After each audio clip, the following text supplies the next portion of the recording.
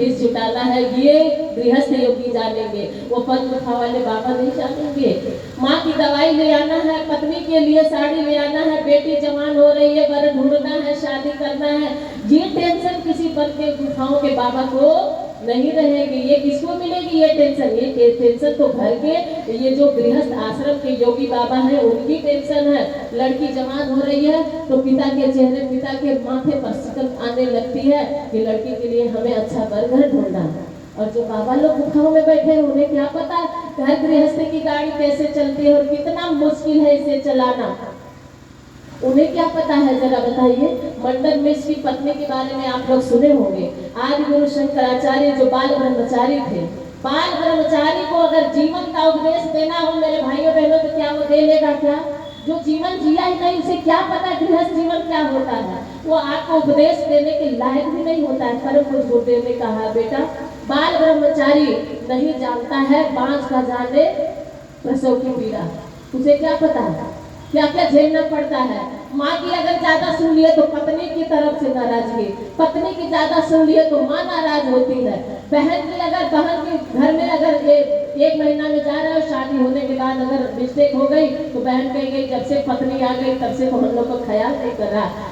एक को मनाने में रूठने में मनाने में रूठने में मनाने में पूरा जीवन व्यतीत हो जाता है, लेकिन पूरे जीवन भर के रूठने मनाने में कभी भी कोई संतुष्ट नहीं हो पाता है। टूटे हुए रिश्तों को जो मनाना सीख ले, टूटे रिश्तों को जो मनाना, टूटों को सजाना सीख लो, रूठों को मनाना सीख लो, तब जान लो मेरे भाइयों बहनों गृहस्थ जिंदगी में जीना सीख लो। गृहस्थ जीवन आसान नहीं है, बद गुफाओं वाला माला बहुत आसान है। तो उन्होंने वक्तव्य तो बहुत लंबा चला और सारे शास्त्रों पर उन्होंने दोनों लोगों में शास्त्रार्थ हुआ, लेकिन जब आखिरी समय आई तो मंडन मिश्र की पत्नी विदुषी भारती ने पूछा आप तो सारे शास्त्रों के बारे में वक्तव्य दिए, जरा बताइए काम शास्त्र के बारे में क्या कहना है आपका? काम शास्त्र के बारे में बाल ब्रह्मचारी क्या जानेगा? और वहां निरुत्तर होकर के उन्हें एक समय का परकाया प्रवेश का समय लेकर के शास्त्रार्थ। तो कहने का तात्पर्य है कि आपका गृहस्थ आश्रम सबसे उत्तम आश्रम है, बस इसे हम अपने आश्रम को आश्रम बनाए रखे तो इतना बड़ा कोई आश्रम नहीं है और आपसे बड़ा कोई तपस्वी नहीं है। माताओं बहनों गृहस्थ आश्रम एक ऐसा कठिन आश्रम है, कठिन होते हुए भी हमें चलना पड़ता है। ये राह बड़ी ये राह बहुत कठिन है, गृहस्थ आश्रम की राह बहुत कठिन है, फिर भी चलना पड़ता है। 7 फेरे लिए जाते हैं, 7 जन्म के लिए बांध दिए जाते हैं। ये अपने भारत की संस्कृति है, अपने सनातन धर्म है कि जो 7 जन्म के लिए पति पत्नी को बांध दिया जाता है। ये है अपना कठिन गृहस्थ आश्रम। कितनी भी कठिन राह है लेकिन चल के हमें दिखाना है। ये अलग बात है कि आज भारत में वो अभिशाप पैदा हो गया है जो कचहरी तक हमारे रिश्ते जा रहे हैं, ये बात अलग ही है, लेकिन होना यही चाहिए कि हमें ये कठिन से कठिन राह है फिर भी चल के दिखाना। राह बड़ी कठिन है फिर भी चलना पड़ता है, राह बड़ी कठिन है फिर भी चलना पड़ता है। स्वर भले ना आए फिर भी गाना पड़ता है, स्वर भले ना आए फिर भी गाना पड़ता है। ये खीर बड़ी टेढ़ी है फिर भी खाना पड़ता है, ये खीर बड़ी टेढ़ी है फिर भी खाना पड़ता है। आंखों में जालिम आंसू है, आंखों में जालिम आंसू है फिर भी मुस्कुराना पड़ता है, फिर भी मुस्कुराना पड़ता है। मुस्कुरा के जीने का नाम जिंदगी है, हंसकर जहर पी लेने का नाम जिंदगी है। मुस्कुरा के जीने का नाम जिंदगी है। कोई भी पूछो भीतर कितना भी दर्द हो, कितना भी आप दुखी हो, लेकिन कोई दीदी मिल गई, भाई मिल गए, और दीदी बताओ हाल चाल? हाँ दीदी सब ठीक है, बहुत बढ़िया है। और भीतर चाहे कितना भी दुख हो कष्ट हो, मुस्कुरा के जीने का नाम जिंदगी है। तो माताओं बहनों भाइयों हमारा गृहस्थ जीवन एक ऐसा संघर्ष में जीवन है जिसे हम अपने आश्रम को धन्य आश्रम इसीलिए कहते हैं। धन्य गृहस्थ धन्य आश्रम में चाणक्य नीति में बहुत ही सुंदर एक श्लोक आया है। कौन सा होता है गृहस्थ आश्रम? सानंद शतरम सुताष्ट सूर्य कांतान दुर्भाषिणी नित्य आतिथ्यम सत्कारम नित्य शिव पूजनम पानम मिष्ठानम गृह सा धन्य गृहस्थ आश्रम। क्या क्या बोला गया है? सानंद सदनम सुताष्ट शुद्धिय कांतान दुर्भाषिणी। कांतान दुर्भाषिणी मतलब सानंद सदनम सुताष्ट शुद्धिय, बेटा आप बच्चे आज्ञाकारी हो। ये गृहस्थ आश्रम की पहचान जरा देख लीजिए। गृहस्थ आश्रम वो है जिसके सानंद, जिसके घर में आनंद, आनंद का मतलब जानते हैं, सा आनंद मतलब आनंद के साथ जिनका जीवन व्यतीत होता है। और आनंद क्या होता है? डल्लक पर सो लेना, एसी में रह लेना, ये आनंद नहीं है। ये शरीर को आराम देने का एक छोटा सा आधार है। ये शारीरिक आराम देता है, तो शारीरिक आराम को आनंद नहीं कहते हैं, सानंद अर्थात जो अंतःकरण का, जो आत्मा का आनंद है ना, सुख है, उसको आनंद कहते हैं। सानंद सदनम सुताष्ट शुद्धिय कांता दुर्भाषणी, बच्चे आज्ञाकारी हो, घर में ईमानदारी की कमाई आती हो, घर में ईमानदारी की कमाई आती हो, वही आपके आनंद का आधार है। ईमानदारी की कमाई आती है आपके सदनम मतलब घर में, और सुताष्ट शुद्धिय आपके बेटे बेटियां आज्ञाकारी हो। कांता दुर्भाषणी पत्नी कर्कशा ना हो, मीठा मधुर बोलने वाली हो। कांता दुर्भाषणी और आतिथ्य पूजनम अर्थात घर में अतिथि आए, मेहमान आए तो उनका बड़े हृदय से स्वागत करें। बहनों का अगर फेवरेट सीरियल चल रहा हो और उस समय आ गए कोई, तो त्योरी तो ऐसी चढ़ती है मानो अभी अभी ये सेट करवा के आए है ना। आतिथ्यम सत्कारम, जो आतिथ्य आने पर सत्कार करता है घर में।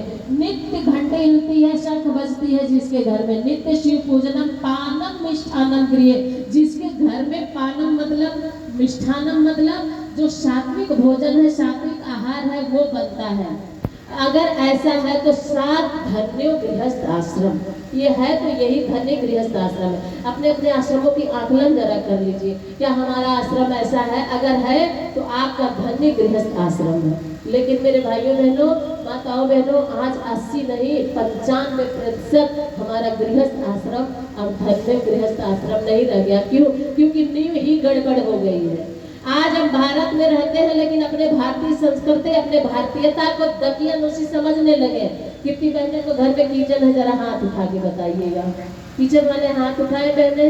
किचन घर में जिनके जिनके घर में है, खाना नहीं बनता है क्या? हम लोग बनता है ना, तो वही तो हम भी बता रहे हैं। हाथ उठाइए, थोड़ा सा और ऊपर उठाइए। ये देखिए भारत की नारियां हैं, है ना। भारतीयों, तुम्हारा शब्द नहीं है किचन, और जितने लोगों के घर में किचन है वो गृहस्थ आश्रम नहीं है। आप कहेंगे दीदी किचन में क्या ऐसा है? किचन हमारे भारत, पहले बात तो हमारे भारत के शब्द नहीं है, ये आप विदेशी शब्द है। और अंग्रेज तो गए, लेकिन अंग्रेजी कल्चर में आज भी हम फंसे पड़े हैं। अंग्रेज की गुलामी से भी बदतर आज हमारी अंग्रेजी कल्चर की गुलामी हो गई है। किचन और रसोई घर, हमारे भारत में रसोई घर और चौका बोला जाता है। आज भी मंदिरिया माता का चौका बोला जाता है। आप भी अयोध्या में जाइए तो सीता रसोईया बोली जाती है। ये रसोईया और चौका छोड़ करके कहाँ से हाई हील वाली, कटे बाल वाली, होठ लाल वाली की बातें आप लोगों ने सीख लिया। किचन, किचन का मतलब होता है जहाँ चिकन बने।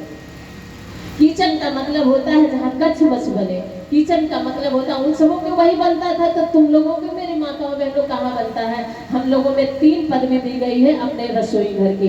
पहला रसोई घर, दूसरा चौका, और तीसरा अन्नपूर्णा माता का मंदिर। अगर अन्नपूर्णा माता का मंदिर है तब तो आपका धन्य गृहस्थ आश्रम है। और किचन में कच्छ मच बनता है, कचर कचर होता है, घर में कलह और क्लेश बढ़ता है। क्यों? क्योंकि किचन में मुर्गा पकता है। मांस जो आती है ना घर में, वो मांस जल कट के वहाँ मरे हुए मुर्दों की मांस आती है। मुर्दा शमशान घाट में जलाए जाते हैं जहाँ भूतों का डेरा होता है। आज हमारे घरों में मांस पक रही है, किचन में मांस पक रही है, तो वहाँ भी देवताओं का डेरा नहीं, वहाँ भी भूतों का ही डेरा होगा।